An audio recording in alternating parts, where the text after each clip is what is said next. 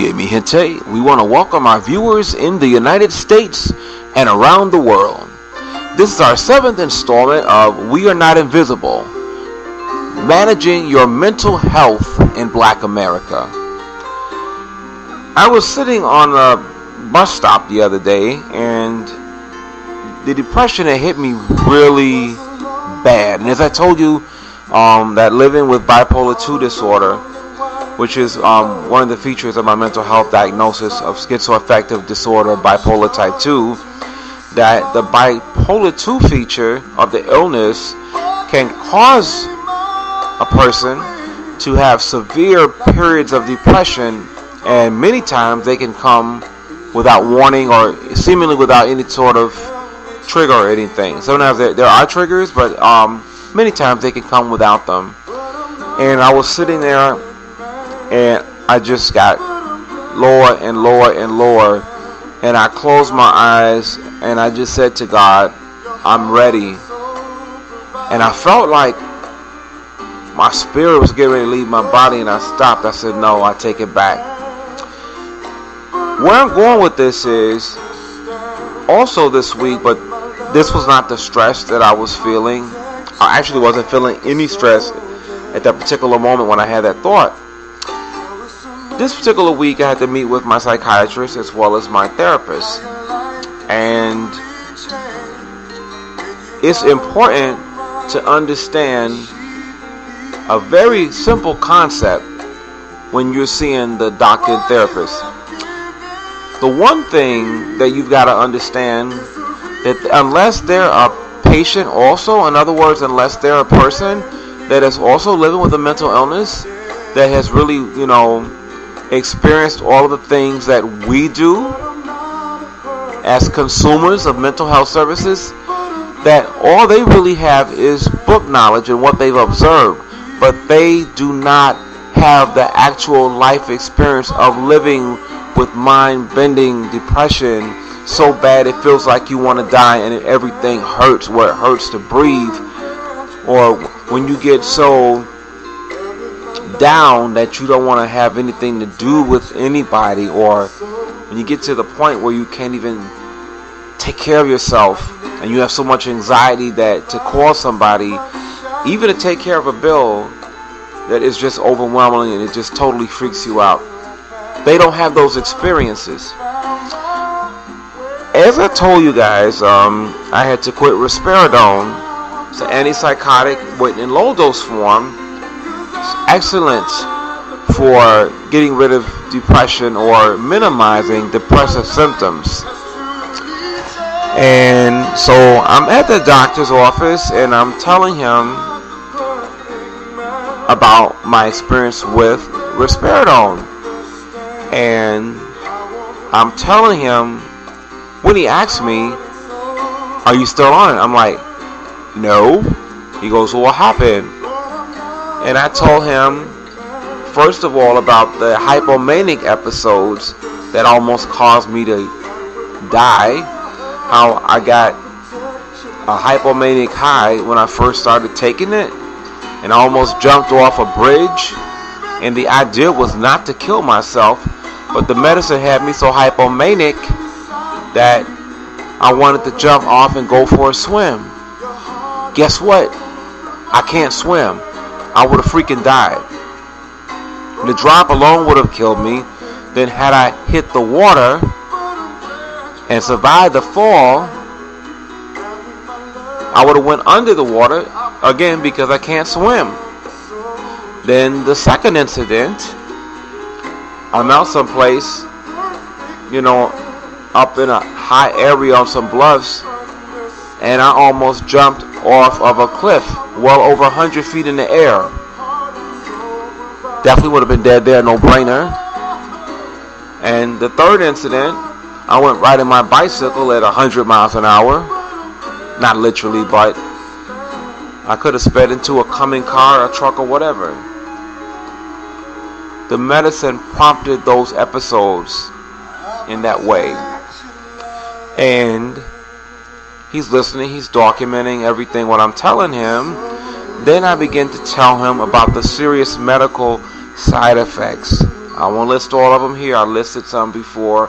I may one day do a video specifically about risperidone and the details of what happened to me. But to sum it all up, I told him that medicine landed me in the emergency room and I almost died. And I'm not mad with him or anything like that. I really have a lot of affection for my psych doc. But do you know what he said after he heard that? Well, I don't want you to be discouraged from trying another med. And I'm like, you've got to be freaking kidding me. I just sat here and told you that I almost jumped off a bridge, jumped off a cliff, almost drove a bicycle into a truck, being in a hypomanic state triggered by the medication, and that I almost died from medical complications. And you think I'm about to take another drug, another psych drug? Nope. I told him, you know what, right now I'm not interested. I'm going back to what I've been doing for years before I, got on this drug, the risperidone. And that is just, trying to relax my mind, get in as better of a pattern to get sleep as I can, to go to counseling, therapy, one-on-one therapy, group therapy, anything that I can do to relax my mind, to release the stress, you know what I mean? That's a wrap. And right now, I have no intention of going back. You see me here today, there are a few people in the demographic of people that take psych meds. This is not a rant against psych meds. For some people, psych meds are a lifesaver, but some people cannot tolerate them, and I am one of those people so far. Having tried almost everything that they've got out there, can't take them. Alright? So, that was that for that visit. And then I met with my therapist, and she was asking me about medication to help me out, and I told her the same thing. And both of them, she looked a little bit more amazed than the doctor. The doctor kind of gave me a poker face, which is fine because they're real clinical in that way, and I understand that. Therapist, a little bit more, human expression or whatever. She just seemed very surprised. Again, these people, unless they're also patients, don't take these medications. So, we can't be so quick to take a prescription, against the advice of our own body. What I mean by that is, if your body is telling you that it's giving you problems with your vision, or it's giving you problems with any part of your body, or it's giving you weird thoughts. Do you know how many times on these commercials for psych meds they list you could get aggressive thoughts, you could become suicidal or violent or angry, or you could have all kinds of medical complications? Yeah, they have to list those things because some of the people, when they tested them, had some of those results or whatever, right? But for some people whose, I guess, systems are very sensitive and they can't take that or whatever, that could wind up being a reality. And there's some people that are dead today because of some of the side effects of these medications.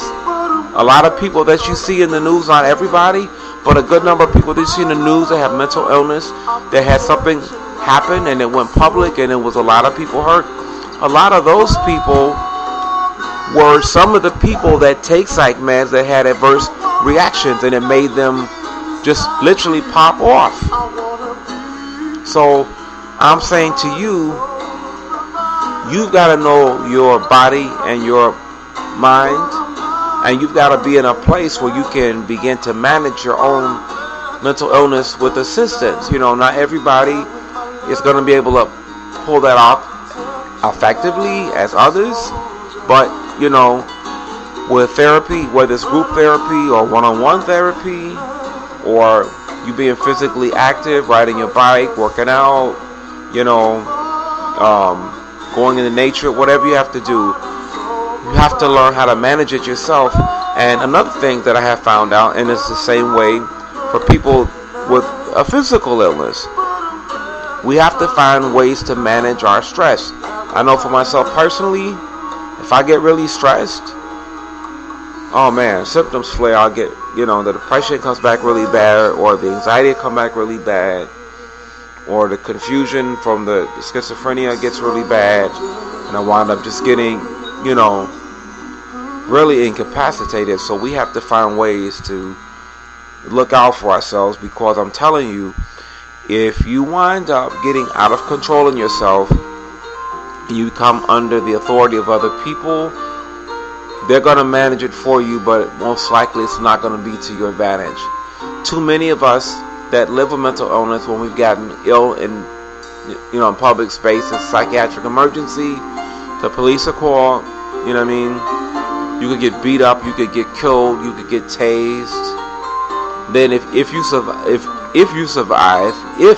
survive all of that, then you're thrown in a psych hospital, and those doctors, most time they aren't listening to you when you tell them that's too much of medication is doing this, or I can't take this particular drug. They're going to give you whatever to get you out of their face and get you in the room and get you calmed down. You know what I mean?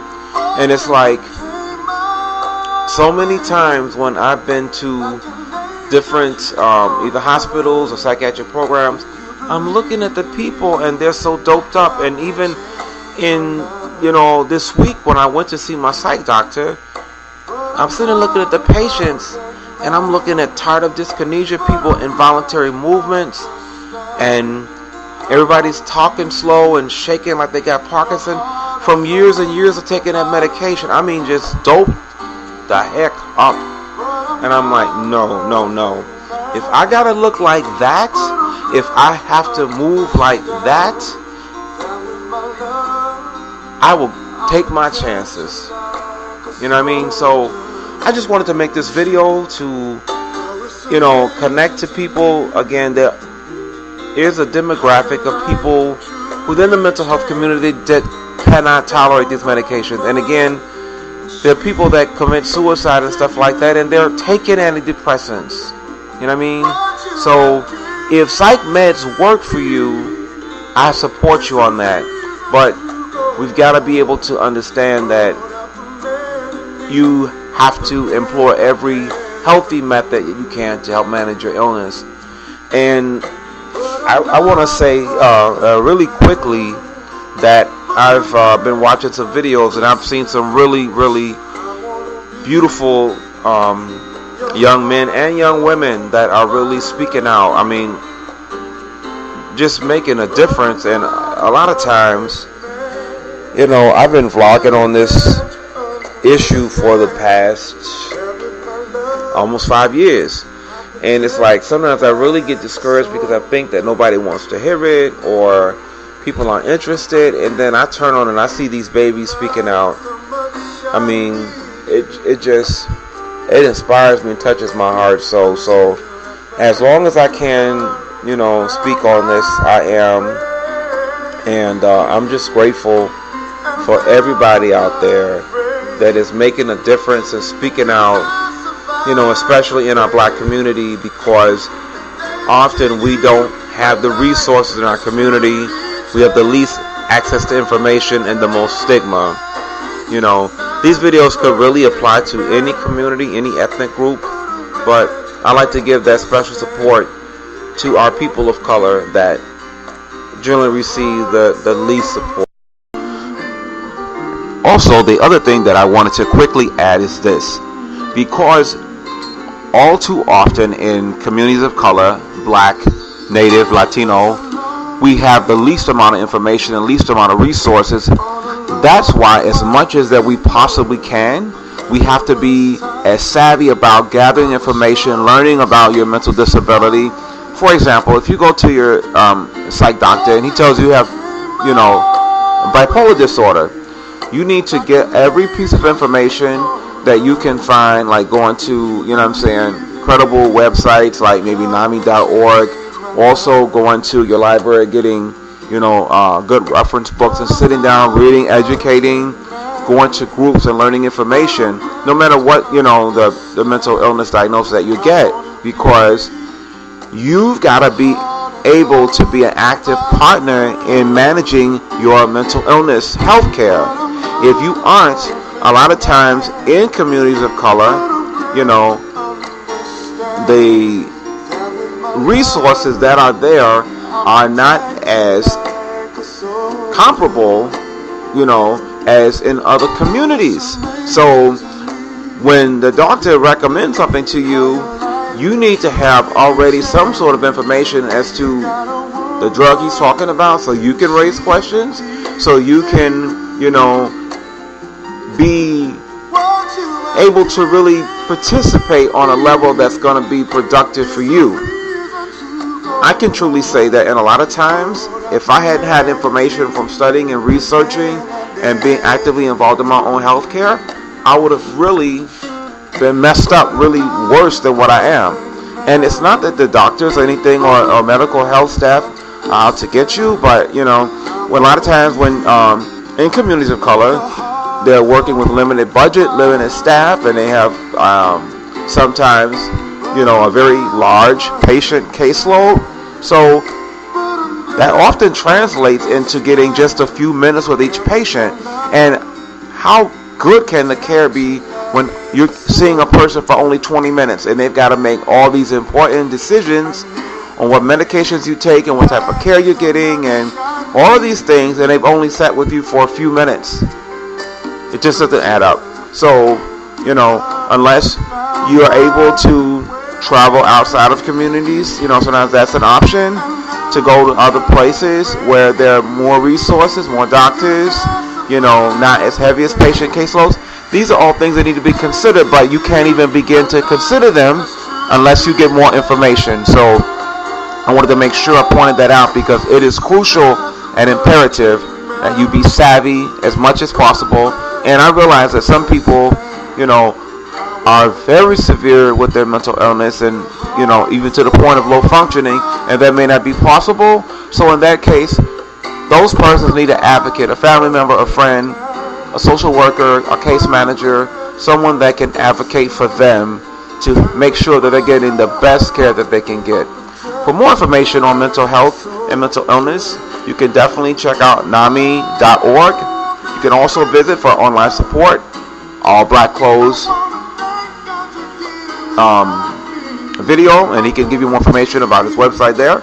And of course, if you're experiencing a mental health emergency, you're feeling like hurting yourself or otherwise or worse, please go immediately to your nearest emergency room and let them know that, so they can get some help for you. All right, live and love, mi gente. Te quiero.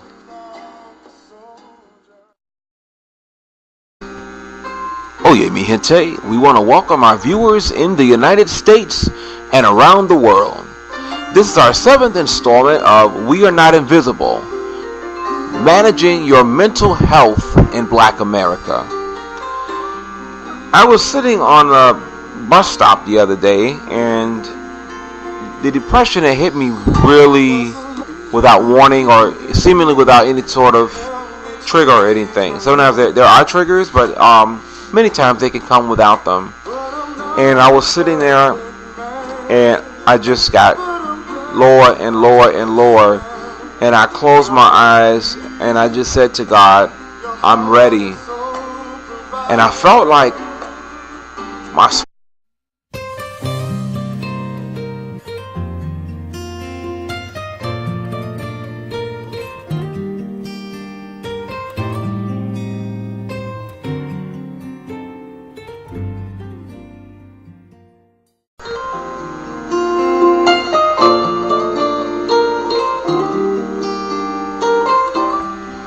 bad. And as I told you, that living with bipolar 2 disorder, which is one of the features of my mental health diagnosis of schizoaffective disorder, bipolar type 2, that the bipolar 2 feature of the illness can cause a person to have severe periods of depression, and many times they can come. Fear was getting ready to leave my body, and I stopped. I said, no, I take it back. Where I'm going with this is, also this week, but this was not the stress that I was feeling. I actually wasn't feeling any stress at that particular moment when I had that thought. This particular week, I had to meet with my psychiatrist as well as my therapist. And